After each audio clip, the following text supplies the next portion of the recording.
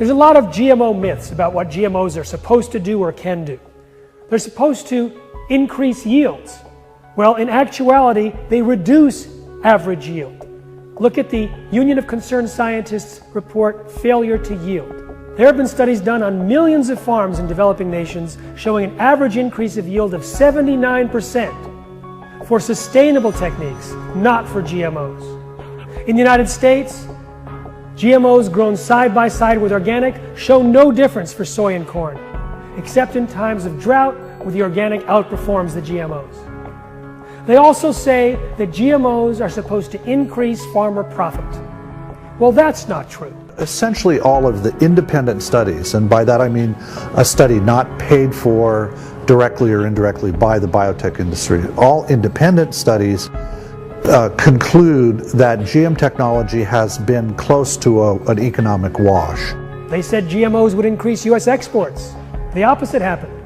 We lost 99% of our corn exports to Europe.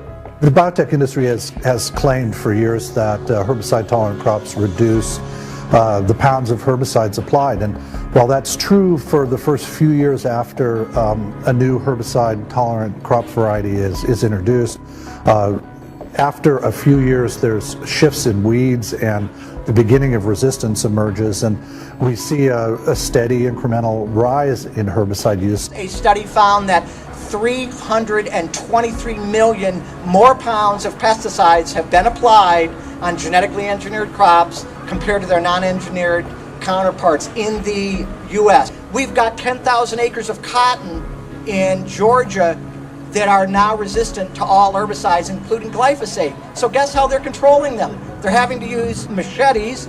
Glyphosate's no longer working, so now they want to get crops that are engineered with 2,4-D. For those of you that are too young to know that, that was one of the components of Agent Orange, so that's not a benign herbicide. There is so much increase in the use of Roundup, it's now found by the U.S. Geological Survey in 60 to 100% of the air samples, the rain samples, and the water samples. It's in the urine of city dwellers. It's in the blood of pregnant women. It's in their fetuses. It's everywhere. It's not about feeding the world. It's not about the blind will see and the lame shall walk. It's about chemical companies selling chemicals.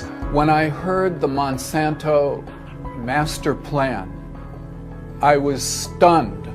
The goal of Monsanto was to replace all natural seed, to have all global agriculture completely driven by genetically modified seed, and to create a market for the chemicals associated with those genetically modified seed. There was no sense of nature. There was discussion of how to eliminate natural seed. When I get in discussions with people, they say, well, the government reviewed them, the government's approved them, there were mountains of studies done.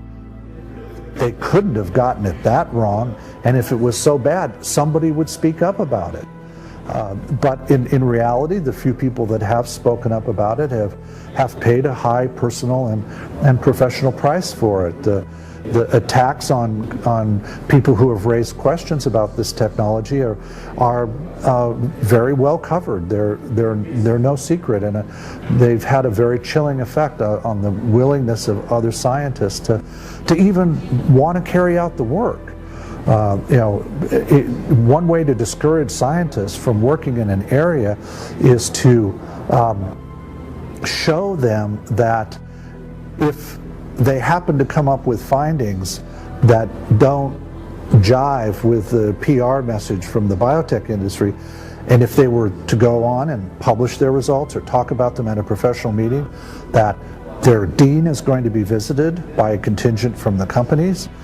Politicians at the state level will be visited and said, gee, you know what's going on in the agronomy department at the university? There's this professor, he's out to hurt your farmers. You better call the dean up and get that person back on message. And this happens absolutely routinely. And quite frankly, because of the direct investments of these companies in our universities, new professors know very well that if you expect to get tenure, don't do any negative research on GMOs. When I spoke to the United Nations about the dangers of genetically engineered organisms, and then I returned to my department at Oregon State University, I soon afterwards received a letter from a past president of Oregon State University, basically saying that if you didn't believe in the technology, if you weren't heart and soul into this industry, this technology, that you really didn't belong at Oregon State University. It's just remarkable the degree to which a single company has been able to dominate what gets discussed, how it's discussed, and who is willing to participate in that debate. Researchers have a hard time getting a hold of seeds in order to carry out research because Monsanto, Syngenta, and DuPont will not give the seeds away for research. They keep the seeds, they do their own research, which supports their own industrial objectives. So it's very difficult to do research, and then once it's done, it's very hard to get out there.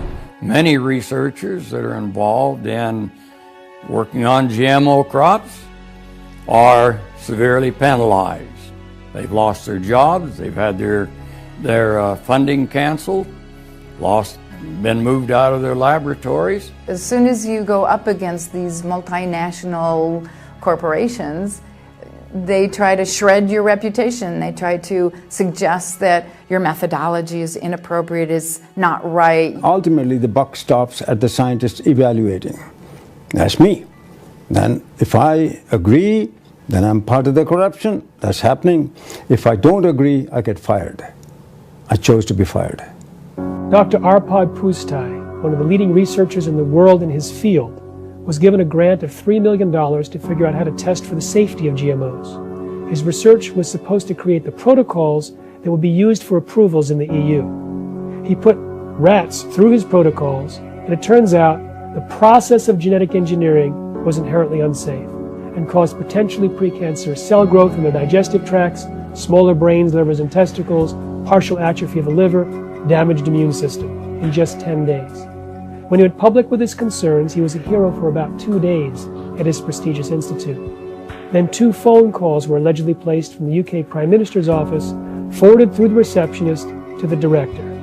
The next morning, Dr. Pustai was fired from his job after 35 years, silenced with threats of a lawsuit. His 20-member research team was disbanded. They took away the data. They never implemented his protocols. Instead, they embarked on a campaign to destroy his reputation. In Argentina, when the scientist Andres Carrasco was planning to give a lecture to a group about Roundup and its link to birth defects, an organized mob of about 100 attacked him. He was able to make it into his car, where he locked himself in, but they beat his car for 2 hours. His friends were not so lucky. One was knocked unconscious, the other paralyzed.